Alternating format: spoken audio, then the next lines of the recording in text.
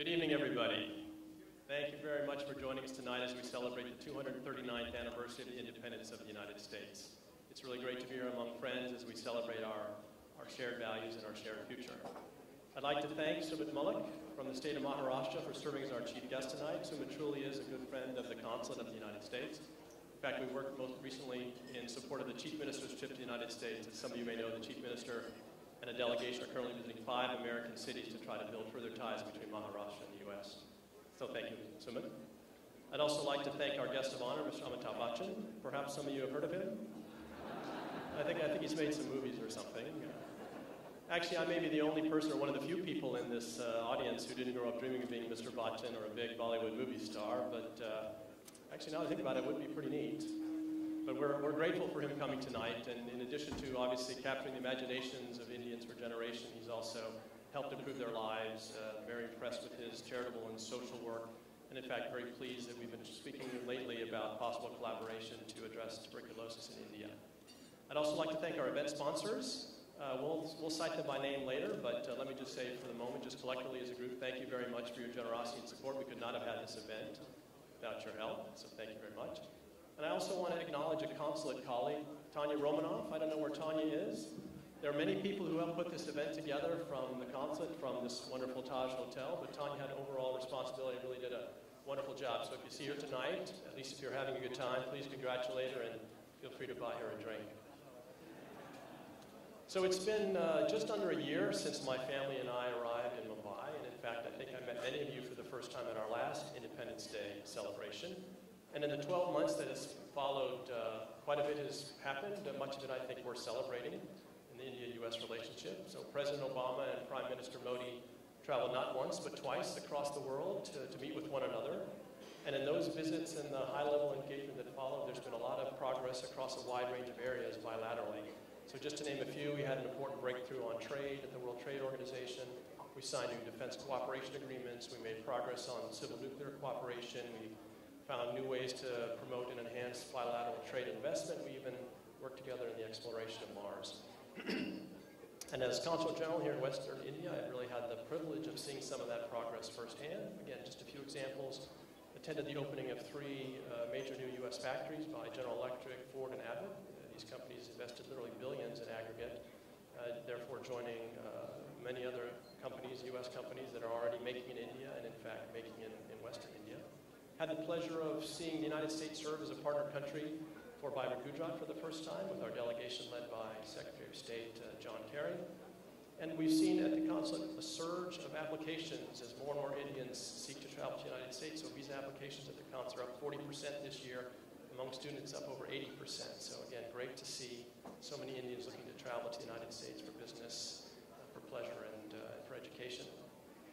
The U.S.-India, we will inevitably have our differences. It's natural when you have such a complex and multifaceted relationship.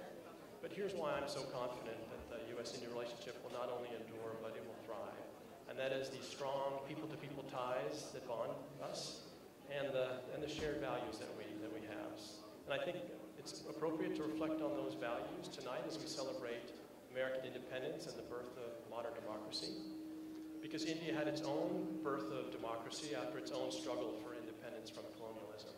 So U.S. and India, we have that shared historical experience.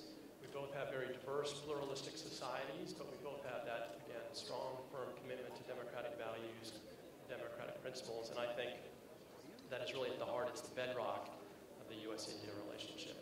But I think it was perhaps Mr. Bachchan who said it best, or sang it best, in a phrase that I think is appropriate and relevant to the U.S.-India partnership, and that is, Ye dosti, hum nahi todange. That's the best I can do, folks. But it's true, we will not break this friendship. So thank you for your friendship, your dosti with the consulate and with the United States. And thank you again for coming here tonight and joining us as we celebrate America's birthday. Enjoy the evening. Thank you. Thank you, Consul General. I'd like to invite our chief guest, Mr. Mullik, for your remarks, please. Good evening. Congratulations to Mr. Tom Vaidya, Mrs. Vaidya, and to all the U.S. citizens out here on the occasion of the Independence Day, the 239th Independence Day. We are gathered here today on the 2nd of July to celebrate the 4th of July. But today, the 2nd of July, is also a very important day in American history, because it was on the 2nd of July that the 13 colonies on the eastern seaboard of the United States, they declared their independence from Great Britain. And in fact, one of the founding fathers of the United States, John Adams, he said that Independence Day should ideally be the 2nd of July.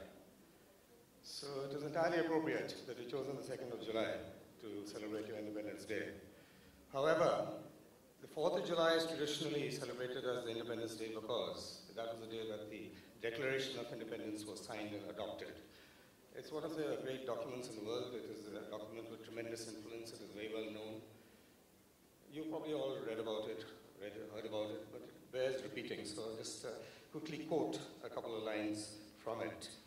And these are the values that Tom Vaidya was talking about, our democratic values. They all stem from here. The Declaration of Independence 239 years ago.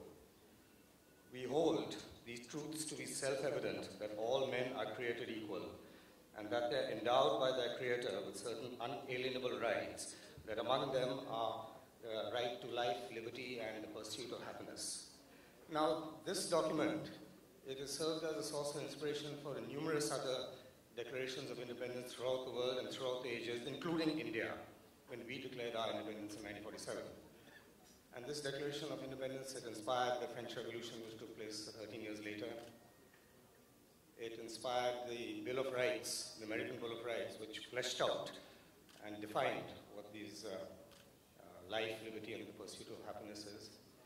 And many years later, it inspired Abraham Lincoln to abolish slavery.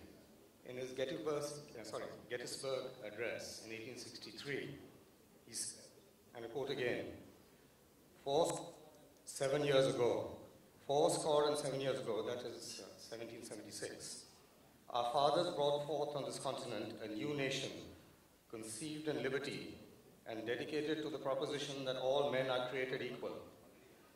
These are wonderful words for the time, and these words can be traced directly back to the Declaration of Independence on the 4th of July, 1776. So, ladies and on the 4th of July, 1776, as Abraham Lincoln said, there was a new nation that was created on this planet. And this nation stretched from sea to shining sea, with purple mountain majesties, with amber waves of grain, with fruited plains, and the star-spangled banner still waves over that land, which is the land of the free and the home of the brave. And as symbolized by the Statue of Liberty, the United States continues to be a beacon of hope to the rest of the world.